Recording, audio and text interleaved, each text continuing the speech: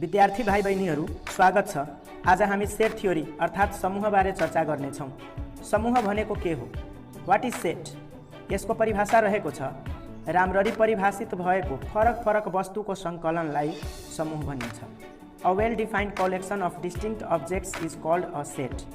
यहाँ शब्द छ राम्ररी परिभाषित, वेल डिफाइन्ड। यसलाई दुई तरिकाले राम्रोसँग बुझ्नुहोस्। पहिलो तरिका, जुन चीज सबैको नजरमा एउटै रहन्छ त्यसलाई राम्ररी परिभाषित भनिन्छ।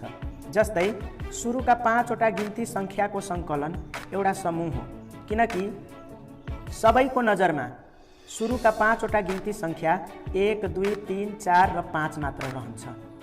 तर 5 वटा गिन्ती सङ्ख्याको सङ्कलन समूह होइन, किनकि कसैको नजरमा 5 वटा गिन्ती सङ्ख्या 5, 6, 7, 8, 9 हुन्छ भने कसैको नजरमा 10, 15, 20, 25, 30 हुन्छ। लामो कपाल हुने व्यक्तिहरू यो राम्ररी परिभाषित छैन, किनकि कसैको कपाल लामो छ, दुईजनाको तुलना गर्दाखेरि एकजनाको लामो हामीले देखिरहन्छौँ। तर फेरि त्यहीँनिर अर्को व्यक्ति आयो भने र त्यसको कपाल ऊ भन्दा पनि लामो छ भने अब जसलाई हामी पहिला लामो कपाल भन्थ्यौँ त्यो अब सानो हुन गयो, अर्काको कपाल लामो हुन गयो, अर्थात् यो चेन्ज भइरह्यो। यस्तो कुरो राम्ररी परिभाषित हुँदैन।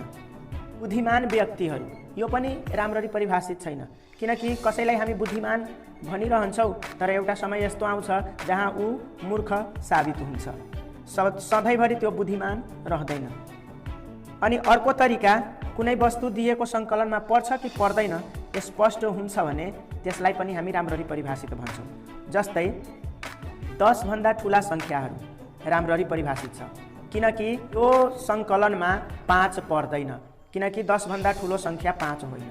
20 पर्छ, अर्थात् यहाँ क्लियर छ पर्ने र नपर्ने भन्नाले हामी दुई तरिकाले बुझ्यौँ कि सबैको नजरमा कुनै कुरो चेन्ज हुँदैन भने त्यो राम्ररी परिभाषित हो, र कुनै सङ्कलनमा पर्छ कि पर्दैन स्पष्ट छ भने त्यसलाई पनि हामी राम्ररी परिभाषित भन्छौँ। समूहको परिभाषा राम्रोसँग बुझिसक्नुभयो। अब यसको गणित हेर्नुहोस्। जोड घटाउ गुणन र भागलाई गणितको आधारभूत क्रिया भने जस्तै युनियन, इन्टरसेक्सन, डिफरेन्स र कम्प्लिमेन्टलाई समूहको आधारभूत क्रिया भनिन्छ। जसरी गणित सिक्नको लागि 2 वटा सङ्ख्याको जोड घटाउ गुणन र भाग गर्ने तरिका सिक्नुपर्छ, त्यसै गरी समूहको गणित सिक्नको लागि 2 समूहको युनियन, इन्टरसेक्सन, डिफरेन्स र कम्प्लिमेन्ट सिक्नुपर्छ। युनियन भनेको 2 समूहहरूमा रहेका सबै सदस्यहरूको सङ्कलन हो। जस्तै कुनै समूह ए मा 2, 4, 6, 8 सदस्यहरू छन्, त्यसै गरी कुनै समूह बी मा 1, 3, 5, 7 सदस्यहरू छन् भने ए र बी को युनियन 1, 2, 3, 4, 5, 6, 7, 8 हुन्छ, किनकि युनियन भनेको सबै सदस्यहरूको समूह हो। इन्टरसेक्सन भनेको 2 समूहमा रहेका साझा सदस्यहरूको सङ्कलन हो।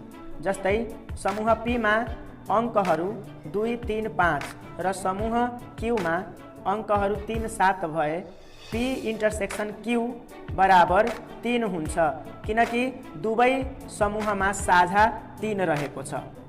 डिफरेन्स, 2 समूहको डिफरेन्स भनेको पहिलो समूहमा हुने तर दोस्रो समूहमा नहुने, अर्थात् साझा सदस्य छोडेर पहिलो समूहमा बाँकी रहेका सदस्यहरूको समूह हो। जस्तै समूह आर मा सङ्ख्याहरू 2, 3, 5 र 7 छ, त्यसै गरी समूह एस मा 3, 7 र 10 छ भने आर डिफरेन्स एस बराबर 2, 5 हुन्छ, किनकि आर र एस मा एसका सदस्यहरू 3, 7, 10 छोडेपछि आर मा 2 र 5 बाँकी रहन्छ, किनकि 3 र 7 छुटेर जान्छ, यहाँ छुट्न जान्छ।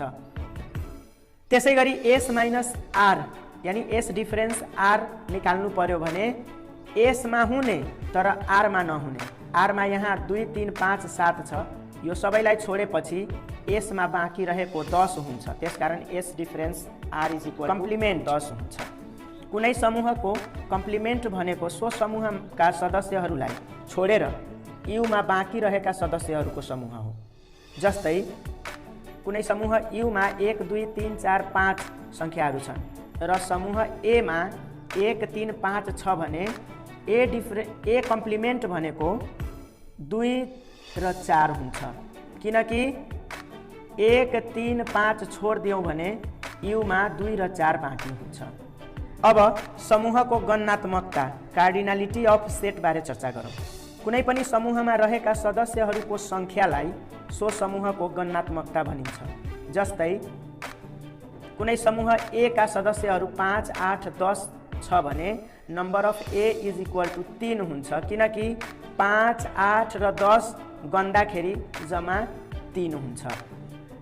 समूह सम्बन्धी हिसाब गर्दा हामी भेन चित्रको प्रयोग गर्छौँ। अमूर्त चिजलाई बुझ्न र बुझाउन गाह्रो हुन्छ। जस्तै भगवानलाई हामीले देखेका छैनौँ तर पनि भगवानलाई चित्रमा उतारेका छौँ ताकि पूजा गर्न र बुझ्न सजिलो होस्। ठिक यसै गरी जन युलर भेनले समूहलाई चित्रमा उतारेका थिए ताकि हिसाब गर्न सजिलो र बुझ्न बुझाउन पनि सजिलो होस् र उनकै नामबाट यसको नाम भेन डायग्राम रहन गयो। जन युलर भेनले सर्वव्यापक समूह अर्थात् युनिभर्सल सेटलाई आयताकार रूपमा प्रस्तुत गरेका थिए र त्यसभित्रको समूहलाई वृत्ताकार रूपमा प्रस्तुत गरेर देखाए। केही उदाहरणहरू हेर्नुहोस्।